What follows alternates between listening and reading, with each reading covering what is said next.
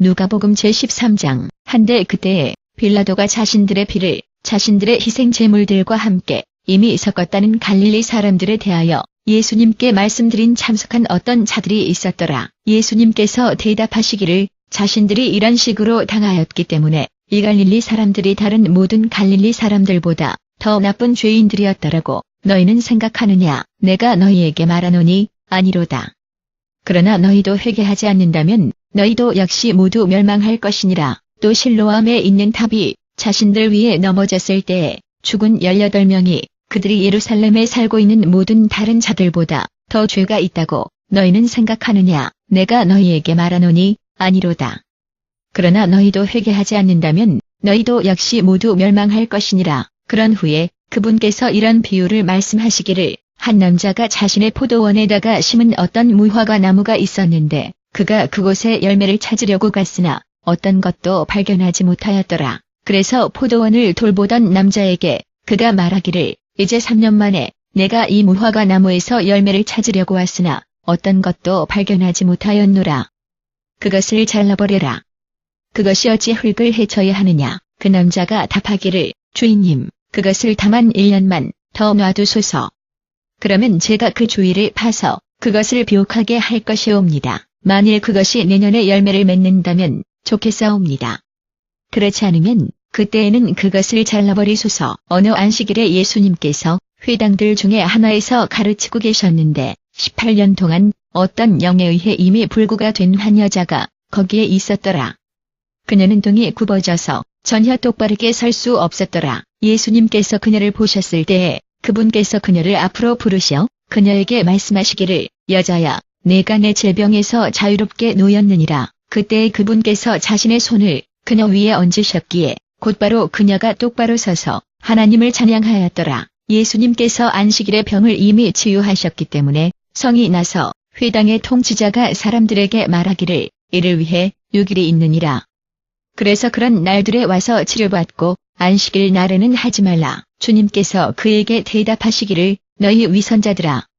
너희 각자는 안식일에 마국간에서 자신의 손아 나귀를 풀어서 그에게 물을 주려고 그를 밖으로 이끌지 않느냐. 그렇다면 사탄이 18년이란 긴 세월 동안 계속 속박해온 아브라함의 딸인 이 여자는 안식일 날에 자신을 속박한 것으로부터 자유롭게 놓여야 하지 않겠느냐. 그분께서 이것을 말씀하실 때에 그분의 모든 반대자들이 굴욕을 당하였으나 사람들은 기뻐하였더라. 그런 후에 예수님께서 물으시기를 하나님의 왕국이 무엇과 같은가? 내가 그것을 무엇에다가 비유할까? 그것은 어떤 사람이 가져다가 자신의 정원에다가 심은 겨자씨와 같으니라.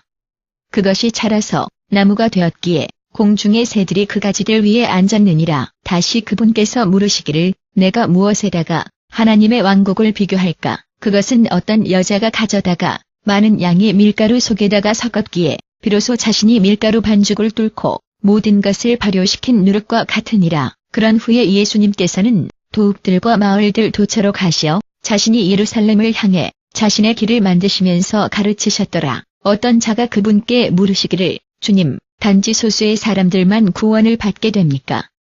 그분께서 그들에게 말씀하시기를 좁은 문을 통해 들어가려고 모든 노력을 기울이라. 내가 너희에게 말하노니 이는 많은 자들이 들어가려고 노력할 것이나 들어갈 수 없느니라. 일단 집의 주인이 일어나서 그 문을 닫으면 너희가 밖에 서서 문을 두드리며 간청하기를 주인님, 우리를 위해 문을 열어주시옵소서. 그러나 그가 대답하기를 너희도 또 너희가 어디에서 왔는지도 내가 알지 못하노라. 그때에 너희가 말하기를 우리는 당신과 함께 먹고 마셨으며 당신께서 우리의 거리에서 가르치셨사옵니다. 그러나 그가 답하기를 너희도 또 너희가 어디서 왔는지도 내가 알지 못하노라. 너희 모든 악행자들아, 나로부터 물러가라. 너희가 하나님의 왕국에서 아브라함과 이삭과 야곱과 모든 선지자들을 보지만 그러나 너희 자신들이 밖으로 던져질 때에 거기서 울며 이를 갈미 있을 것이니라. 동방과 서방과 북방과 남방에서 사람들이 와서 하나님의 왕국에 있는 잔치에서 자신들의 자리들을 차지할 것이니라. 참으로 나중된 자들이 있으니 그들이 먼저 된 자들이 될 것이며 또 나중된 자들이 될 먼저 된 자들이 있느니라. 그때에 어떤 바리새인들이 예수님께 와서 그분께 말씀드리기를 이 자리를 떠나 다른 어디인가로 가십시오. 헤롯이 당신을 죽이기를 원하옵니다. 그분께서 답하시기를 가서 저요에게 말하라.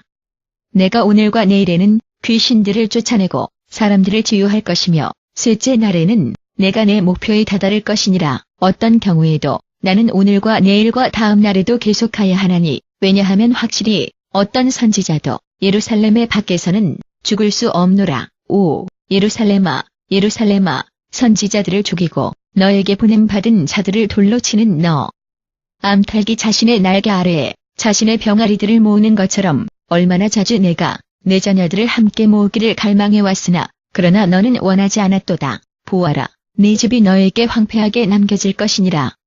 내가 너희에게 말하노니 주님의 이름으로 오시는 그분께서 찬미를 받으신다라고 너희가 말할 때까지 너희가 다시는 나를 보지 못할 것이니라. 누가복음 제14장. 안식일에 예수님께서 저명한 바리새인의 집에서 식사하시려고 가셨을 때에 그분께서는 주의 깊게 경계를 받으셨더라. 거기 그분 앞에는 수종으로 고통받은 남자가 있었더라. 예수님께서 바리새인들과 율법의 전문가들에게 물으시기를 안식일에 병을 치유하는 것이 타당하냐 아니냐. 그러나 그들은 계속 침묵하였더라.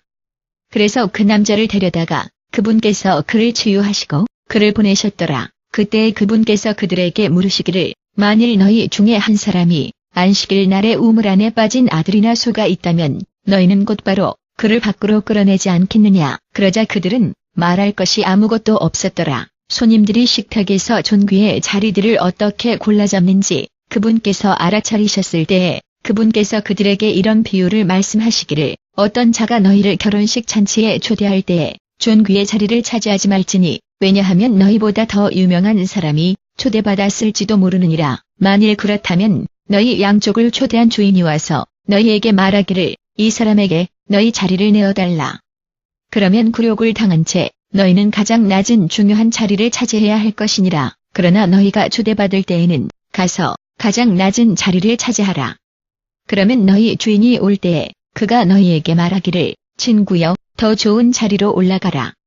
그러면 너희 모든 동료 손님들의 면전에서 너희가 존경을 받을 것이니라. 왜냐하면 자신을 높이는 자는 누구라도 천하게 될 것이며 자신을 낮추는 그 자는 높아질 것이니라. 그런 후에 예수님께서 그 주인에게 말씀하시기를 내가 점심 식사나 저녁 식사를 베풀 때에 내 친구들이나 내 형제들이나 친척들이나 내 부유한 이웃들은 초대하지 말라.